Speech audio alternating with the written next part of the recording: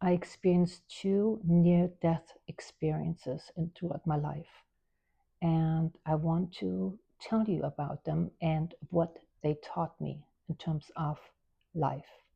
Hi there, my name is Ellen, and I really appreciate you tuning in. Thank you so much. Anyway, I wanted to start off with the age of 10.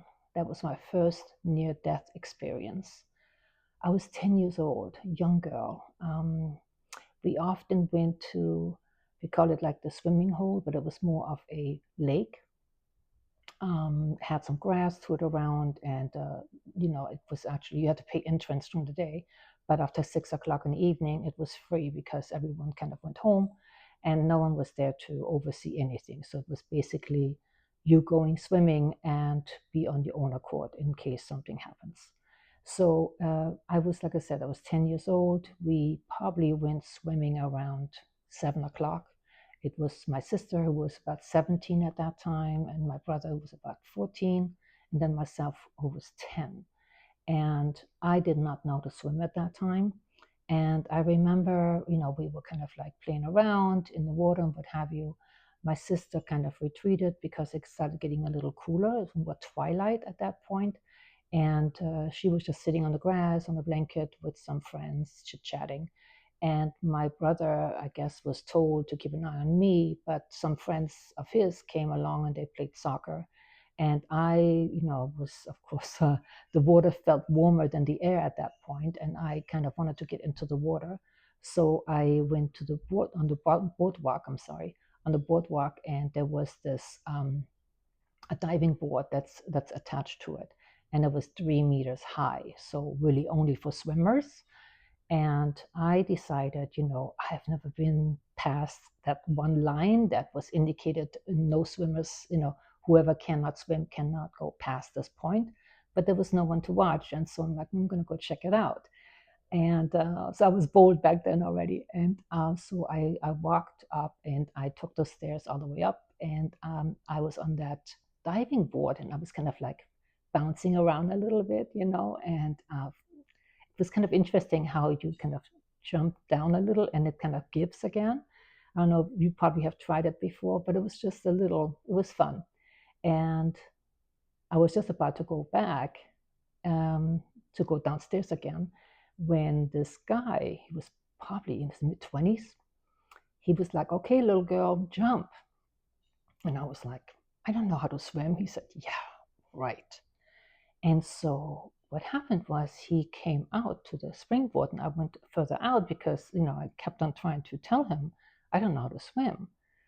And he pushed me into the water and just made that splash. I remember that, and going down deep. It was so dark. And I got all the way to the bottom of the lake and it felt really kind of like muddy. And I was sitting at the bottom and I was looking up and I didn't see anything but darkness because there was also a lot of algae in that lake. And I wasn't really scared, which was strange. And I don't remember anything other than just wondering, now what, right? And so I was looking up and it was probably just a minute or two, I'm thinking, but for me, it felt like forever. And I looked up and was hoping my brother maybe saw what had happened or the man jumped in and would help me or what have you. And it was just this peacefulness. And then I saw this bright light.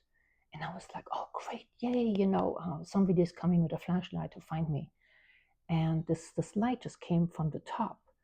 And all of a sudden, I saw this arm. And it looked like a man's arm, just strong. So he grabbed me like so, and I grabbed him or it like this. And he pulled me up in a rather quick, swift way, all the way up to the surface.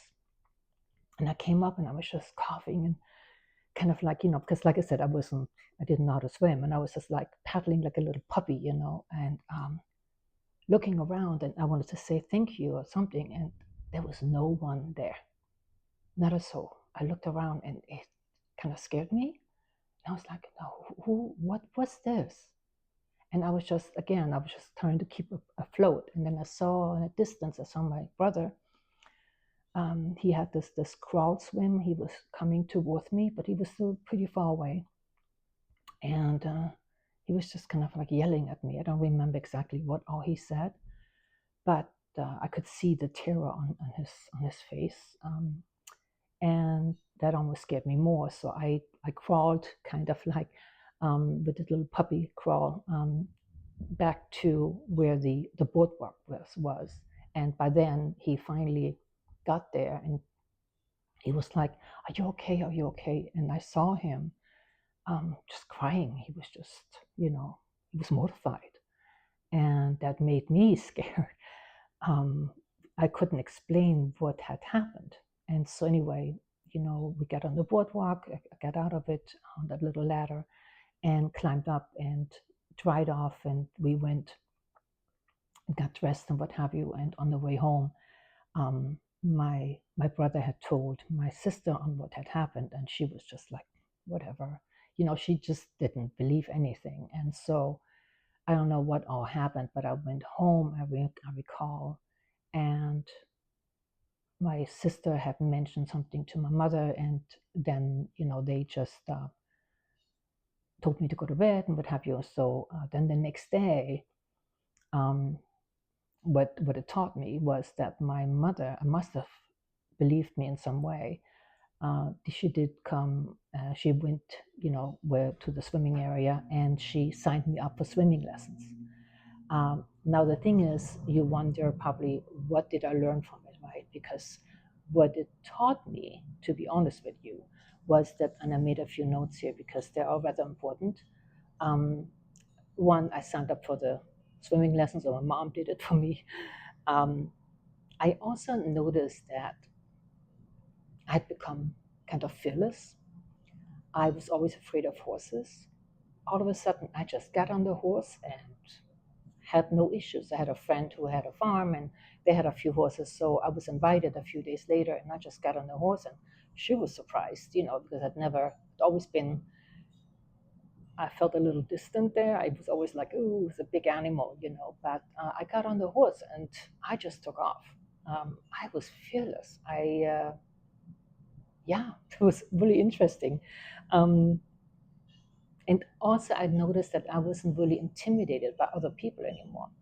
You know how sometimes kids are bullying each other and what have you, and it didn't scare me anymore. I didn't take another route home to stay safe or not to be beat up or stopped for whatever, right? I become much more bold and not being afraid of any kind of threats from little boys of my age or girls or what have you. Not that anyone was running around threatening everybody, but you know how sometimes they tease you or this or that, and that's just kids. But it didn't bother me anymore. It was the strangest thing. I became very, I felt strong, sort of. Um, and I also felt that I was protected. I was protected by the divine. I mean, by God, um, by spirit, whatever you want to call it. But I just knew I had someone in my corner, and it felt really, really good. It was a higher self, and I called it my friend. So sometimes when things were, people were asking me if I wanted to do this or that, I was like, I gotta ask my friend, and they probably thought I was a little cuckoo. But I just, at that age already, I kind of knew that there was a game plan for me somehow. Instinctively, I just kind of knew there was a higher purpose for my being on this earth, that there was a reason for that. And I started just to trust the divine. I just did. I just always knew from then on that no matter what happens, I will be all right. The second time, near death experience that happened for me, I don't say to me, for me, was I was 53 and I was in Europe for a brief time. But during that time when I was there, I ran into some complications in terms of health, and I ended up in the hospital. And I'm not going to go into details on what all that was, but they told me I needed immediate attention, so they scheduled me for surgery. And I went in for surgery, and they told me, it takes about an hour and a half at the most. You'll be in and out in no time. So after I signed up all the paperwork and all that, actually I went down for surgery. 9 hours later, I was rolled back upstairs to my room. 9 hours. And nurses came into my room, and one was crying, and they were really concerned, and they thought had been gone for good, that something horrific had happened. Um, it was, I was still very drowsy, obviously. I mean, having been sleeping for 9 hours, um, it was a lot.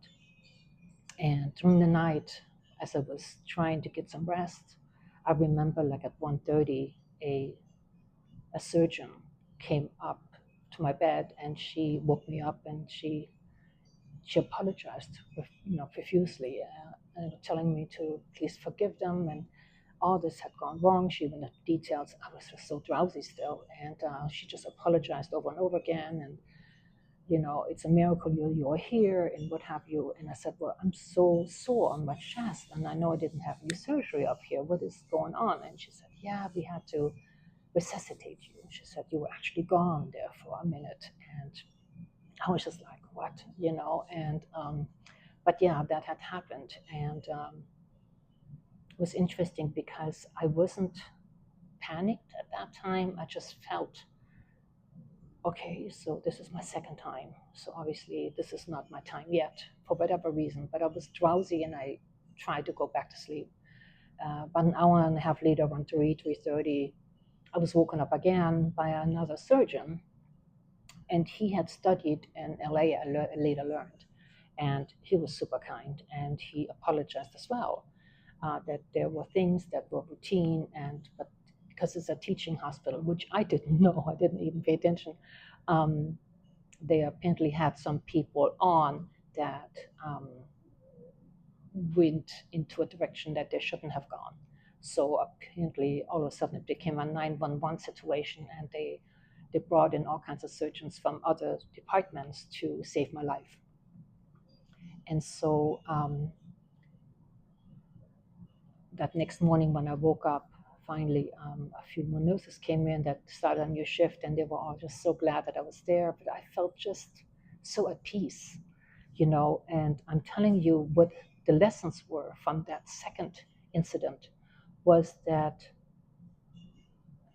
I'm trust that I was being led somehow, and that I'm supposed to be here, um, living with purpose. That's what I took away from it, to really be in the moment, to love everything that comes my way, and to learn to look at lessons rather than fault. Um, so living with purpose, and that God, the universe, my spirit team, that there is a plan, it's a greater uh, outline for my life than I can even imagine. So it wasn't my time. I mean, I know that I have had friends and family during that time that were living nearby, and they were unraveled, and they were truly emotional. Um, During that whole time, though, I was very calm. I just listened to them, and I even gave them tissues that were on the side of my bed table, for me. But I gave those tissues to them because they were truly taken with all that had happened, because they learned about the details, and from the nurses that had educated them before they came to see me. And but I was so at peace, and I just knew it wasn't my time. I still have lots and lots to do. And that's how I feel. And I want you all to hopefully take something away from this video, and believe in yourselves, and don't be afraid, to know that the universe always has you. God always has you back. No matter in what situation you are, don't ever give up. Always shoot for the goal, so to speak. And just love yourself. And yeah, anyway, like, share, and subscribe if you would like. Thank you so much. My time is up. Thank you so much.